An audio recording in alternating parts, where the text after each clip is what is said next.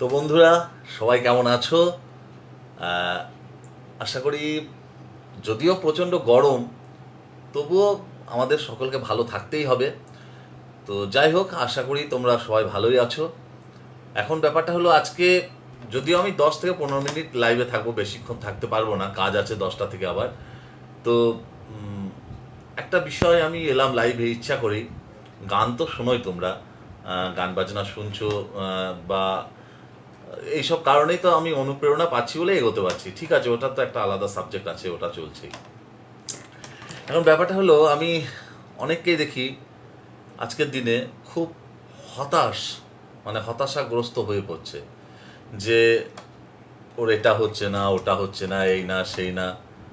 দেখো, আমার মনে হয় যে জীবনে বেঁচে থাকাটাই সব থেকে বড় একটা বিষয়। বা আহ, আজকের দিনে যে খেয়ে পড়ে তুমি বেঁচে তো আছো, ভালো তো আছো, এইটা প্রথমে মাথায় নাও। তারপরে তো আছেই জীবনে অনেক কিছু করবার একটা ব্যাপার। হ্যাঁ, চাকরি বাকরি বা গান বাজনা, বা তুমি তোমার প্রফেশন যেটাতে যা তোমার ইচ্ছা, লক্ষ্য আছে, সেটাতে নিশ্চয়ই তোমার সেরকম সাধনা থাকলে তুমি সফল হবেই। কিন্তু এই যে বললাম, প্রথম একটাই হলো ব্যাপার, যে বেঁচে থাকা। আজকের দিনে সব থেকে বড় কথা হলো যে বেঁচে থাকাটা কিন্তু খুব জরুরি, দরকার। কেননা হতাশ হলে তোমার, সত্যি কথা বলতে কি, আমাদের মানে কি হয়ে যায়, যদি আমরা যে কোনো মানুষ হতাশ হই, সেখান থেকে হতাশ হতে হতে তোমার অ্যাসিডিটি হবে, অ্যাসিডিটি থেকে নার্ভের প্রবলেম হবে, নার্ভ থেকে ব্রেন, সমস্ত কিছু ধাক্কা মারবে, তা হার্টে যাবে। তো তুমি তো বেঁচেই থাকতে পারবে না, তুমি তো মারা যাবে। তাহলে তোমার লাইফে কি হলো? তো সেই কথাটা বলছি, প্রথম আগে আমাদের ভালোভাবে সুস্থ স্বাভাবিকভাবে বাঁচতে হবে। হ্যাঁ। তো কারোর হয়তো বলবে, তাহলে না আমার লক্ষ্য কিছুই পূর্ণ হলো না, কি করব, এই করব সে করবো। হ্যাঁ, এটা আমি বলছি পয়েন্টটা। এখন একটা কথা হলো যে তোমার লক্ষ্য যদি থাকে ঠিকঠাক, সাধনা করো, সিদ্ধিলাভ হবেই, হবেই হবে। এবার কোনো কারণে যদি সেটা না হয়, সেটা কোনো করার নেই। সেটা তখন সত্যি একটা আপসেট একটা ব্যাপার থাকে। কিন্তু চেষ্টা করে যাও, চেষ্টা করতে ক্ষতি কি? একটা সময় গিয়ে তোমার তো মনে হবে না যে আমি কিছু করিনি, বা চেষ্টা করিনি। আর চেষ্টা, বয়স আছে, দেখছি কিছু কিছু কিছু কিছু মানুষজনকে বয়স আছে, এখনো বিশেষ কিছু বয়স হয়নি, যায়নি, তো তার মধ্যেই শুধু করছে আমার কিছু হচ্ছে না, আমার এই আমার ওই তাই। না না না, এগুলো করো না। এতে আরো হতাশা হয়ে গেলে, হতাশাগ্রস্ত হয়ে গেলে তোমার তোমার যতটুকু মানে পাওয়ার ব্যাপার থাকবে, বা তুমি সেই তোমার লক্ষ্যে পৌঁছানোর একটা জায়গা থাকবে, সেটা তুমি করতেই পারবে না। হ্যাঁ, আর মনে জোর রাখো, প্রচণ্ড জোর, যেটা আমি পারবো, কেন পারবো না? 5 জন পারছে, আমি কেন পারবো না? ব্র্যাড হক তোমরা তো জানো, বিখ্যাত ক্রিকেটার। তো সচিন তেন্ডুলকার, উনি তো ক্রিকেটের ভগবান। তো ব্র্যাড হক একবার সচিনজিকে বলেছিলেন যে মানে আউট করেছিলেন। তো এটা আমি শুনেছি একটা ইন্টারভিউয়ে। তো সই করাতে এসছে বলটার উপর, যে আপনাকে আমি আউট করেছি, এটা আমার অনেক বড় ব্যাপার, আপনি আমাকে একটা সই করে দেন এই বলটার উপর। তা সচিন তেন্ডুলকার লিখেছিলেন যে এই দিন আর তোমার কোনোদিন আসবে না। তো কতটা মানে মনে জোর ক্ষমতা থাকলে এটা লেখা যায়। তারপরে শুনলাম যে ওনার সঙ্গে নাকি 36টা না কতগুলো ম্যাচ খেলেছিলেন, সচিনজিকে একবার, মানে সচিন তেন্ডুলকারকে একবারও আউট করতে পারেনি। তার মানে বুঝতে পারছো কোন লেভেলে ওনার জোরটা ছিল, ক্ষমতা ছিল। এই হচ্ছে ব্যাপার, হতাশ হয়েও না, চেষ্টা করে যাও। আর বহু মানুষ বহু রকম কথা বলবেই, সেগুলো কানে নেবে না। ভালো মানুষের, দেখবে যারা ভালো মানুষ আছে না, তারা তোমাকে, যদি তোমার কোনো কিছু ভুল ত্রুটি হয়, তোমাকে তারা বুঝিয়ে বুঝিয়ে সুন্দর করে তিনারা তোমাকে বলবেন। হ্যাঁ, ওই উল্টো পাল্টা লিখে দেবে। আজকাল তো ফেসবুকে মানে অনেকে মানে না বুঝেই উল্টো পাল্টা লিখে দিল, বা কোনো ভিডিওটা হয়তো পুরোটা দেখলোই না, বা যে কোনো কিছুতে হ্যাঁ উল্টো পাল্টা লিখে দিল, দিয়ে তোমাকে একটা মেন্টালি, মানে একটা টর্চার যেটাকে বলে, এরকম একটা করে দিল। এবার তুমি হতাশাগ্রস্ত হয়ে গেলে যে তাহলে কি সত্যি আমার কিছু হবে না, এই না ওই না। না না না, তাদের কথা তোমরা নেবে না, কেউ নেবে না। এখন ব্যাপারটা হলো, সব সময় মনে করতে হবে যে আমি সমাজে ভালো কাজ করছি, সুতরাং আমি খারাপ কাজ তো করছি না, সুতরাং আমার দিকটা ঠিক আছে, সুতরাং আমাকে ভালো মানুষ সাপোর্ট করবে। তাদের, তিনাদের কথাগুলো নাও, কমেন্টসগুলো নাও, ভালো মূল্যবান কমেন্টসগুলো। ঠিক আছে? ওই উল্টো পাল্টা কে কি বললো না বললো একদম ঝেড়ে ফেলে দাও। হয়তো দেখা গেল 10 জন দেখবে, কোনো কোনো জায়গায় দেখবে পরপর 5 জন উল্টোপাল্টা লিখে দিয়েছে, তারা ওই ভিডিওটা তোমার দেখেইনি, আরও 10 জন লিখে দিল উল্টোপাল্টা। সত্যি তো, তাহলে একটা মানুষের ব্রেনে তো এটা একটা চাপ পড়বেই, ঠিক আছে? তাহলে তুমি আরও হতাশ হয়ে গেলে, এটা সত্যি কথা এটাই।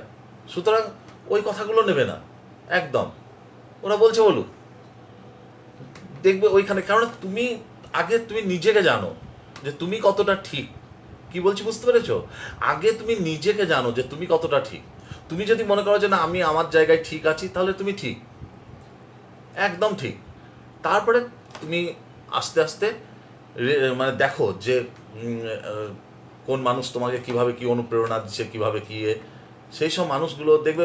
আমাদের চারপাশে অনেক ভালো মানুষ ঘুরে বেড়ান গো, আজও অনেক ভালো মানুষ আছেন।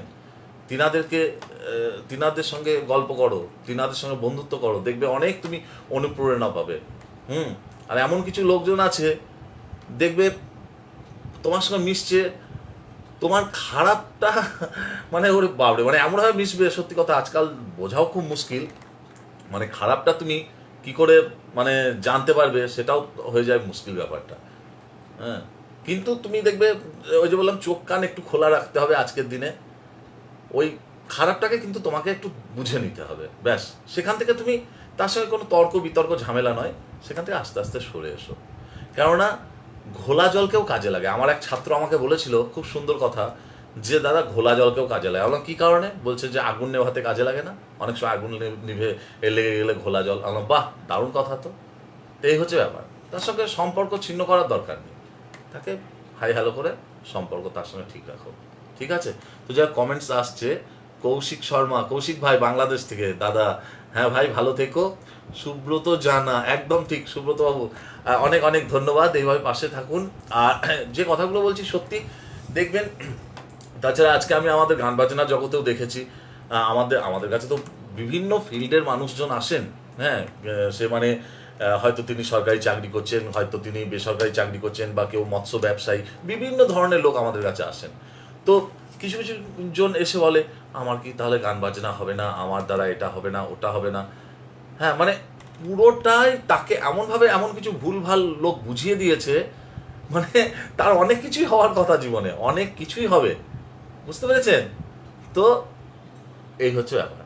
সে নিজেই প্রথমে হতাশাগ্রস্ত হয়ে গেল।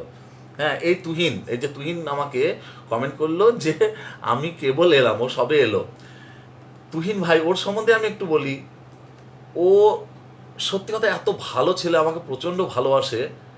ওর মনের সাংঘাতিক জোর, যে দাদা আমি কিছু করতে পারবো, আগামী দিনে আমি দাঁড়াবোই, আমি এইটাই চাই। ও পারবেই, আমি জানি এটা।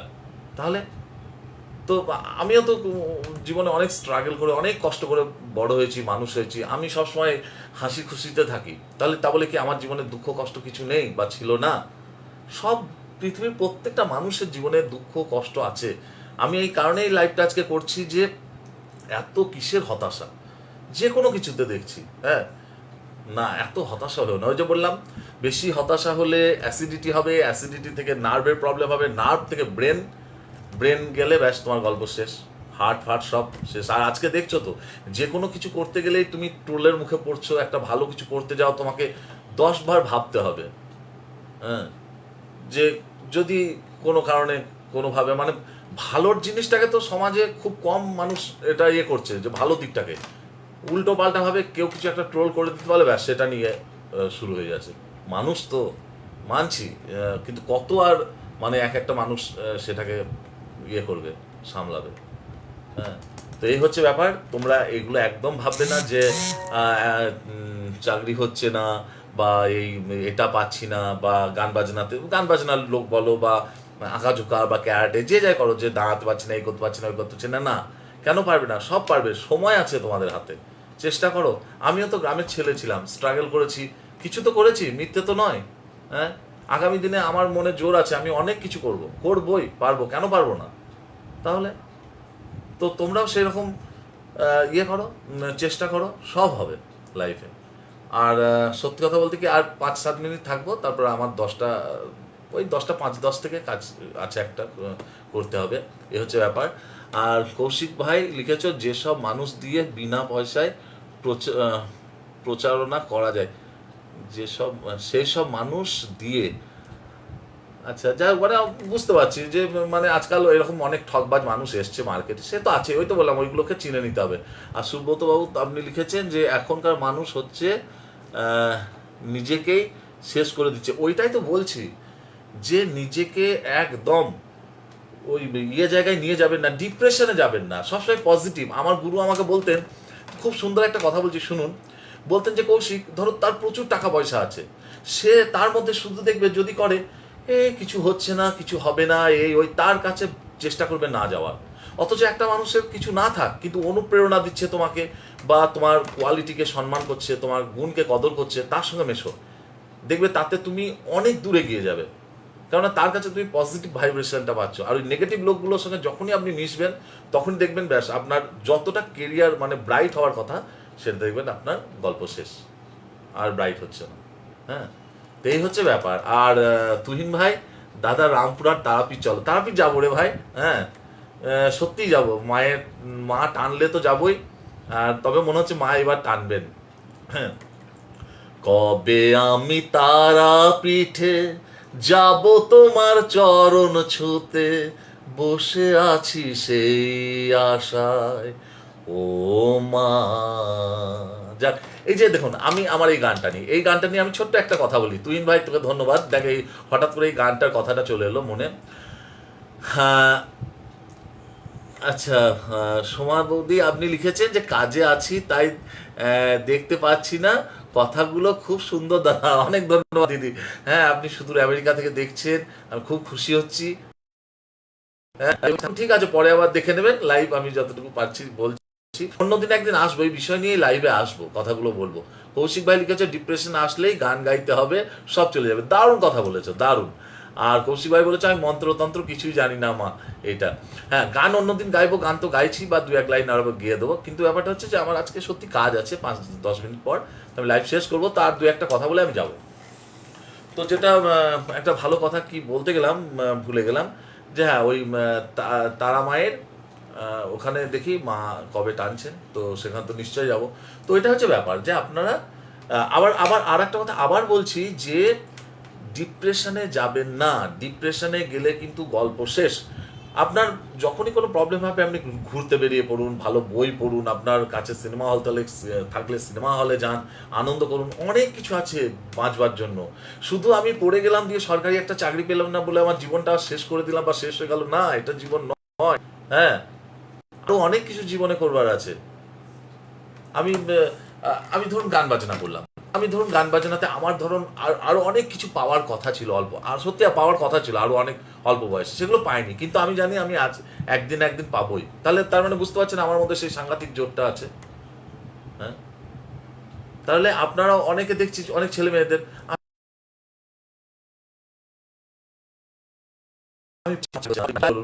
হচ্ছে না, ব্যবসা বাণিজ্য,